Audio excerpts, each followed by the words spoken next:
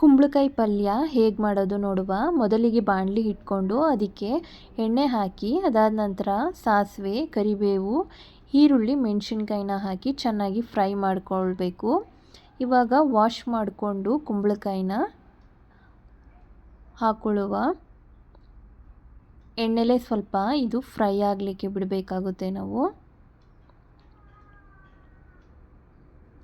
ಎಣ್ಣೆಲಿ ಸ್ವಲ್ಪ ಫ್ರೈ ಮಾಡ್ಕೊಂಡ ನಂತರ ಇದಕ್ಕೆ ರುಚಿಗೆ ತಕ್ಕಷ್ಟು ಉಪ್ಪನ್ನು ನಾವು ಇದಕ್ಕೆ ಸೇರಿಸ್ಕೊಂಡು ಸ್ವಲ್ಪ ಚೆನ್ನಾಗಿ ಮಿಕ್ಸ್ ಮಾಡ್ಕೊಬೇಕಾಗುತ್ತೆ. ಮಿಕ್ಸ್ ಮಾಡಾದ ನಂತರ ಇದನ್ನ ಕ್ಲೋಸ್ ಮಾಡಿಬಿಡುವ.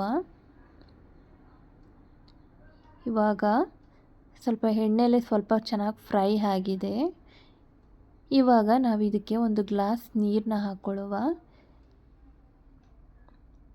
ನೀರಲ್ಲಿ ಸ್ವಲ್ಪ ಚೆನ್ನಾಗಿದು ಬೇಯಬೇಕಾಗುತ್ತೆ.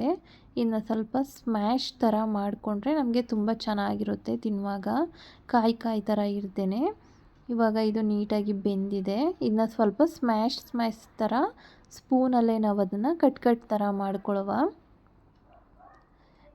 ಇವಾಗ ಇದಕ್ಕೆ ಸ್ವಲ್ಪ ಕೊತ್ತಂಬರಿ ಸೊಪ್ಪನ್ನ ಹಾಕ್ಕೊಂಡು ಮಿಕ್ಸ್ ಮಾಡ್ಕೊಳ್ಳುವ.